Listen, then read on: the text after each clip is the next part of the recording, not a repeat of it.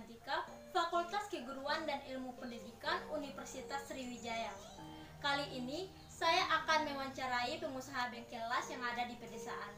Mumpung saya lagi di daerah asal saya di Kerinci, jadi saya akan mewawancarai pengusaha bengkel las yang ada di sini. Sebelum kita ke tempat wawancaranya, saya akan sedikit menjelaskan tentang pengelasan.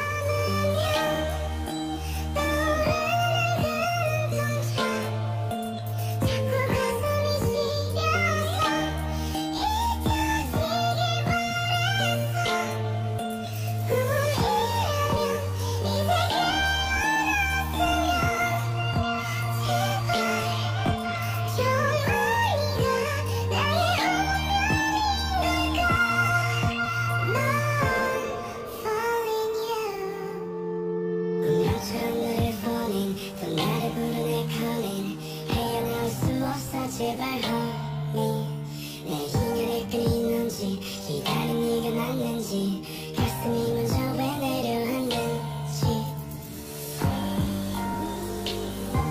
내 마음속 깊은 곳에 네가 사는지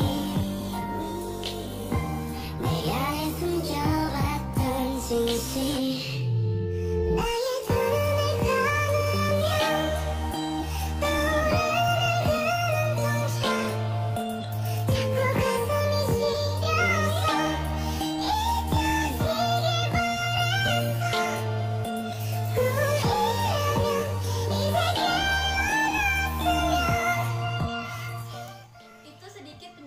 tentang pengelasan.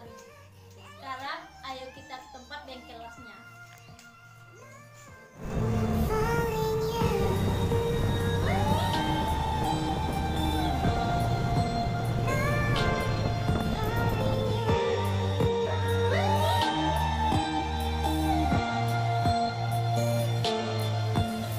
가슴은 뛰고 있어 여전히 날 보고 있어 자꾸만 숨이 막혀서 아직은 멀리에서 너를 지켜보고 싶어 내가 또 왜 이러는지 처음 너를 봤을 때부터 다르게 운명의 시간은 또 어떻게 갈지 내 가슴은 널 향했고 내 심장은 다시 또 뛰었고 가져버렸던 힘이 전부게 너로 인해 다시 타오르는 눈빛 마치 오래전부터 널 사랑한 것 같아 뭔가에 끌려온 것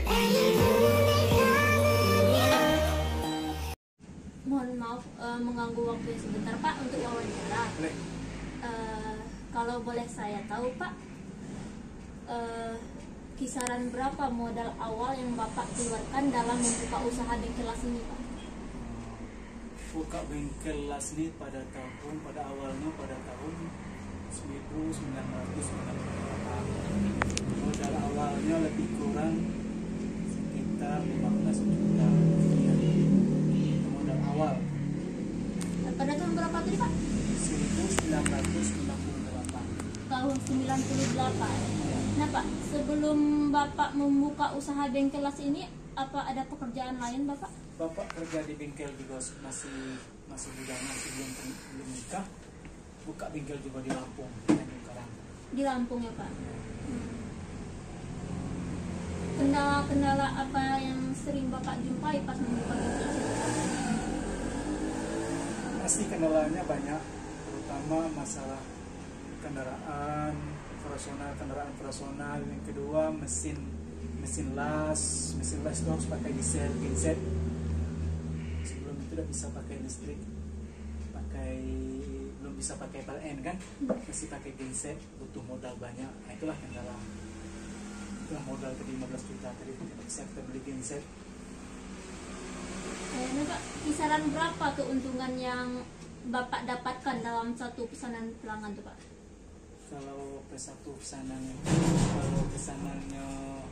Kalau anggaran 10 juta satu pesanan, kisaran kita dapat untung lebih kurang sekitar 4 atau 3,5.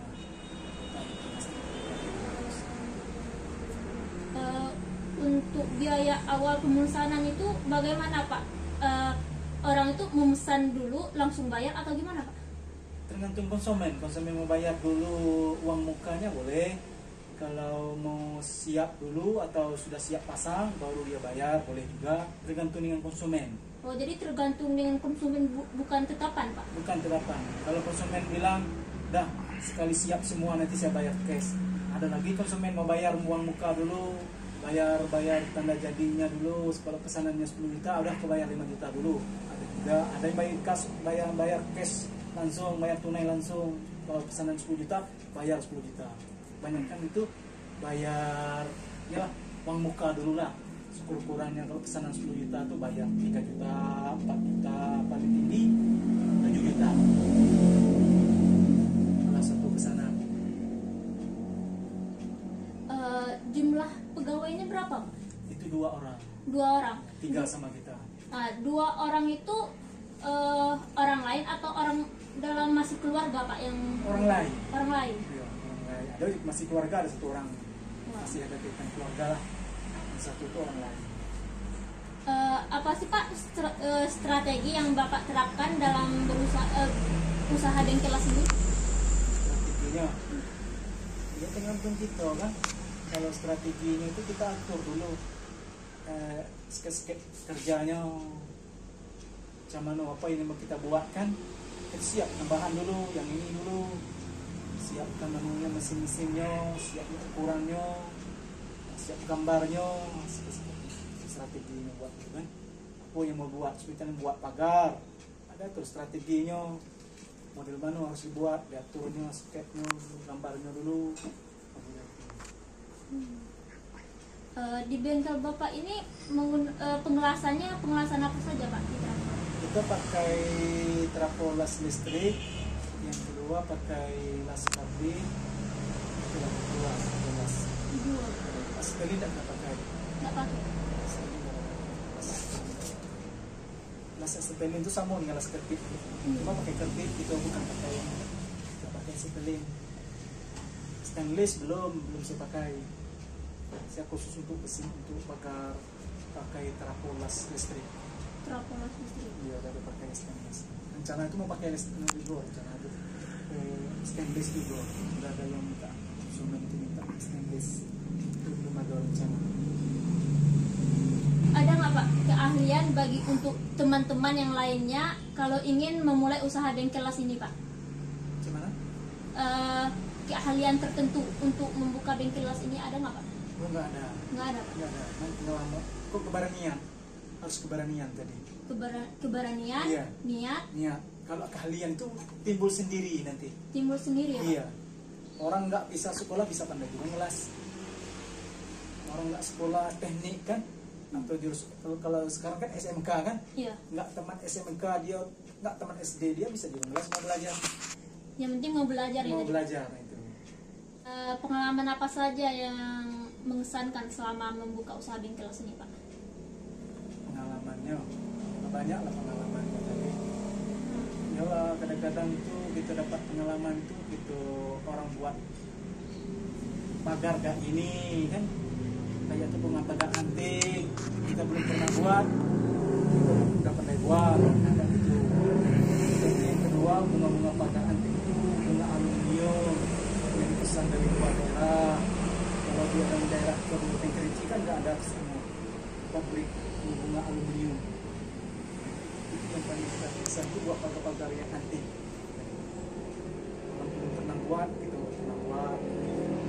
Banyak lah yang kita buat. Bahan untuk pengelasannya Bapak itu pesan atau gimana tuh, Pak? Terus pesan Pesan dari Padang. dari Padang. Selain Padang ada nggak, Pak? Bapak mencoba untuk pesan dari Tapi di Jambi ada juga. Bahan baku di Jambi itu seperti kawak las, mata gerinda, macam-macam lah. Yang bunga-bunga tuh dari Jawa, distributornya dari Singkut. Dari Singkut bawa ke sini. Kalau bunga-bunga pagar khususnya itu dari Jawa, cuma distributornya dari Singkut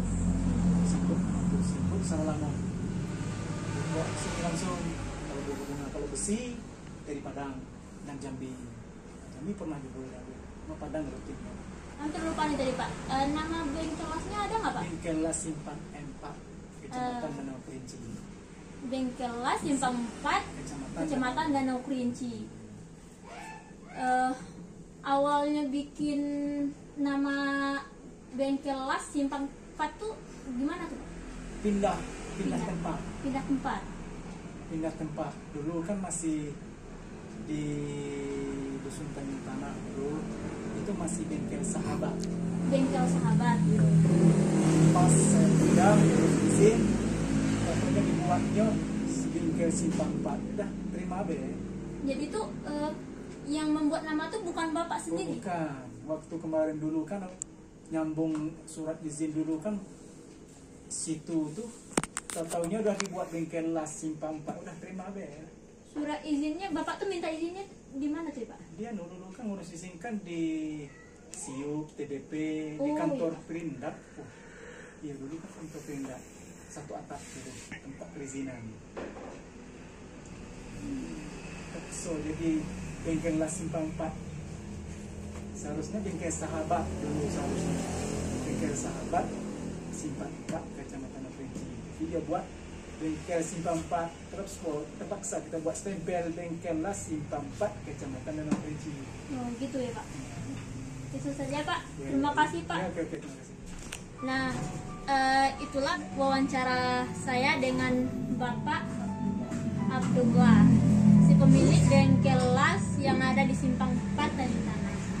아직 널 기억해 밤하늘 별들이 길처럼 빛났었지